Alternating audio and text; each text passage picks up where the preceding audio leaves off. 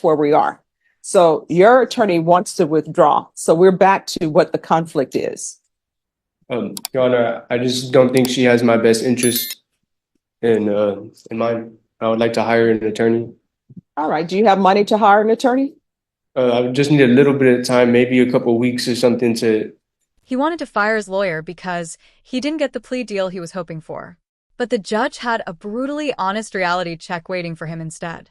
This case, we were pending sentencing in federal court. Has he already been sentenced? He has been sentenced in federal court, Your Honor, and he's actually starting his federal time, and then we got picked up here.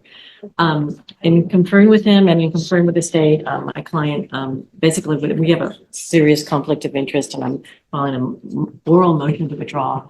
He wishes to hire an attorney. He does not wish to discuss with me the plea offer or any of the situation right now. And so I'm asking for an oral motion to withdraw and allow him to hire an attorney. What's going on?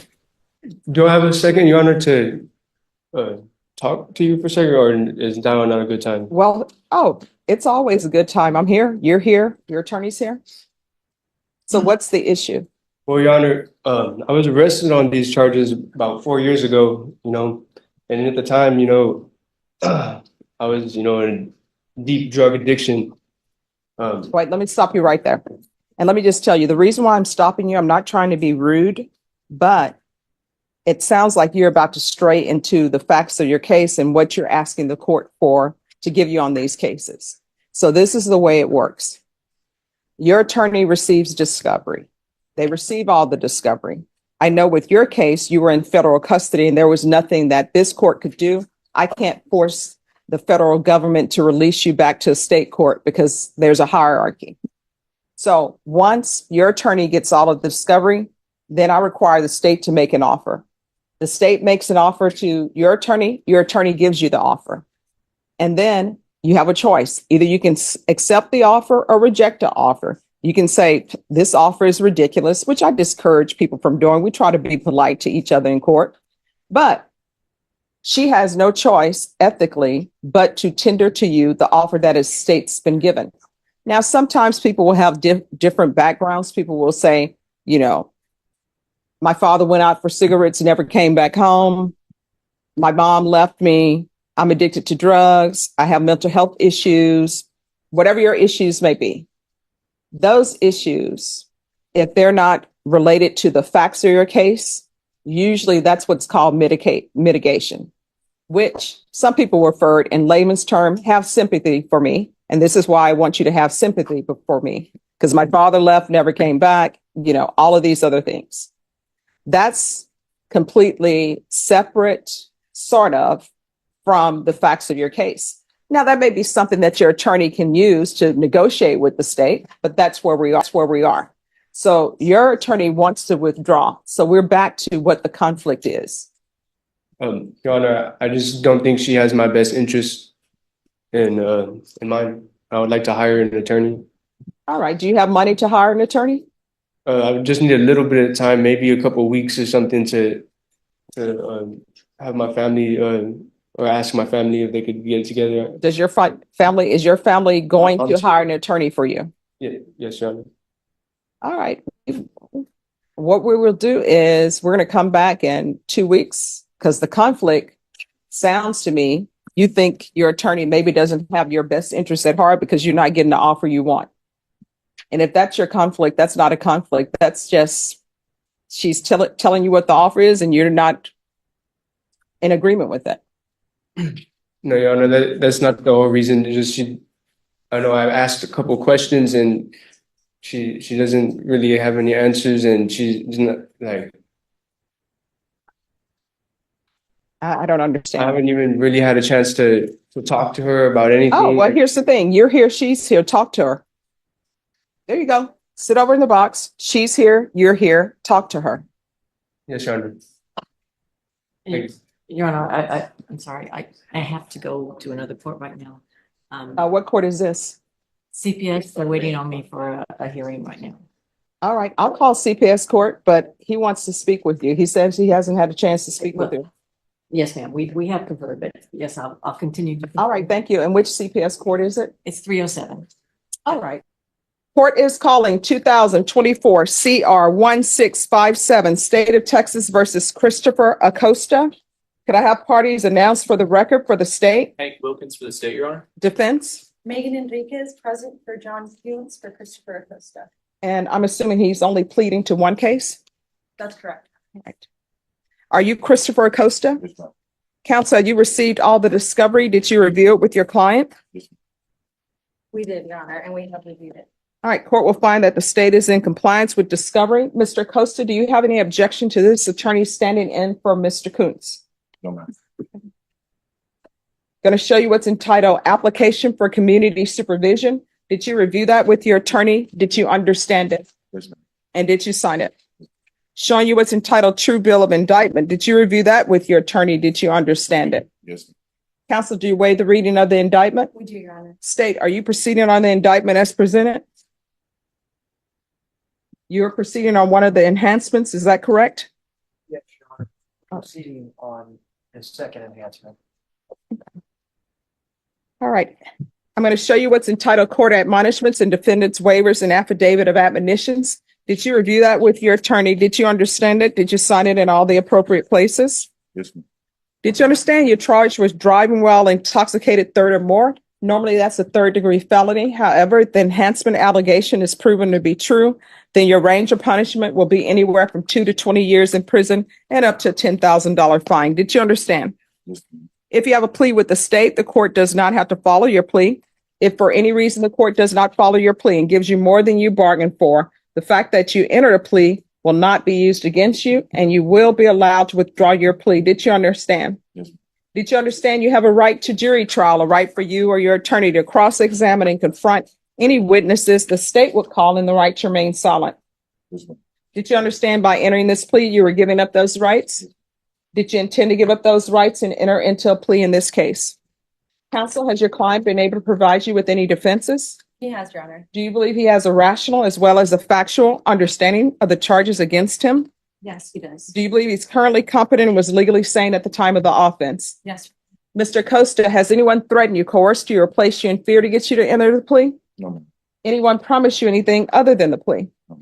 Are you satisfied with the way you've been represented? Yes, ma'am. Are you a U.S. citizen? Yes, ma'am. Court will find that defendant has knowingly and voluntarily waived his right to jury trial, showing you the plea bargain page. Did you review that with your attorney? Did you understand it? Yes. According to the plea, you would agree that you've been previously convicted of one or more felonies for enhancement. Punishments be assessed at a cap of 10 years in the prison. There's a $1,500 fine. State opposes your application. They're taking in consideration 2023 CR 4342, and there's to be restitution to SAPD for blood and drug testing. Did you understand that to be the plea? Yes, ma'am. Defense? Yes, Your Honor. State. Yes, sir. Showing you the waiver of appeal paragraph. Did you review that paragraph with your attorney? Did you understand it? Did you sign it in both places? Yes, ma'am. Did you understand by signing that you're waiving your right to appeal? The only items that can be appealed are written pretrial motions that have been filed, heard, and ruled upon by the court. Did you understand? Yes. Counsel, are there any such motions? Then to the offenses charged, how do you plead? Guilty, not guilty, or no contest? Guilty.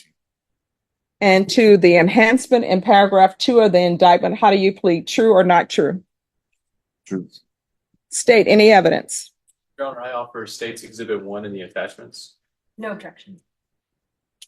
All right, you can continue to confer. Showing you what's entitled Waiver and Consent to Stipulation of Testimony and Stipulations. Did you review that document with your attorney? Did you understand it? Did you sign it in all the appropriate places?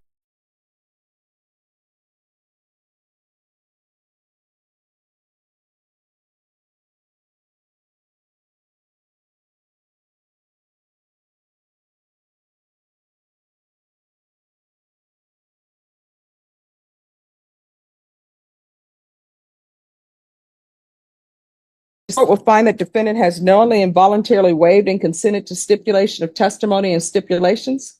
Court will accept into evidence State's Exhibits 1 and attachments, and the court will review the same.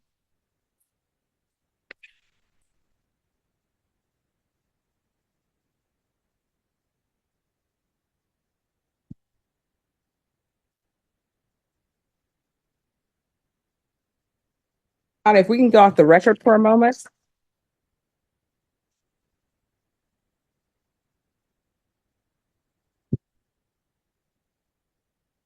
All right. So, state and defense. The court has in the STIPs, the judgments from paragraph 1, not from paragraph 2. It should be behind that, Joe. No. The other one is 4-8 unless in the indictment, it's incorrect. So I don't have 2014 3050. Yes. Okay, they have a. Let me check on that, Judge. Okay. That's what they. 3050. 305. But there is the one that ends in W in there. That's probably what we'll do, Judge. All right. So then the state, are you proceeding on paragraph 1 of the enhancement instead of paragraph 2? Yes, Your Honor. All right. And defense, do you have any objection to that? No, as long as Correct. the other one is being waived and Yes. So how do you plead to paragraph 1 of the enhancement, true or not true? True. All right. Very good.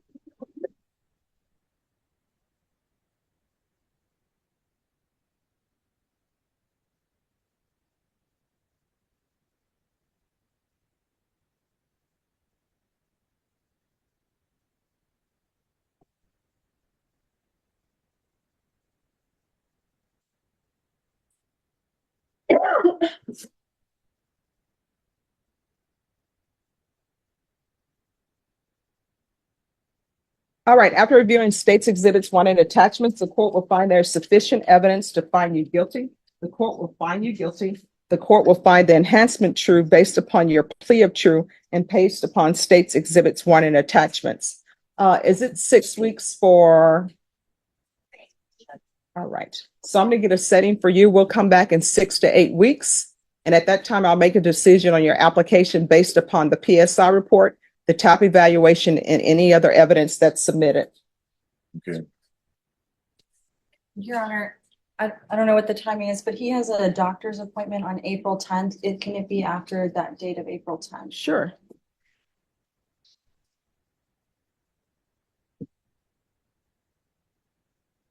All right, we can put it for April 11th. So before 11, Judge? Yes. Thank you, Your Honor. Before you leave, you'll need to sign the reset form and speak with probation. Yes, ma'am. Thank you, Judge. All right. Thank you. Thank you. Have a good one. You too. This defendant enters the courtroom already serving federal time, but he has an issue with his state public defender. He tells the judge he doesn't believe she has his best interests at heart and asks to fire her so he can hire a private attorney. Judge Boyd, known for her no-nonsense style, immediately stops him from turning the hearing into a long personal story. She explains that sympathy and legal strategy are 2 completely different things. She quickly points out that the real issue isn't a legal conflict. It's simply that he doesn't like the plea deal being offered.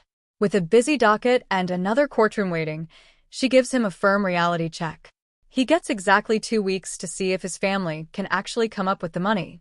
No magic solutions, no sympathy vote, just a hard deadline and a blunt reminder of how the system really works.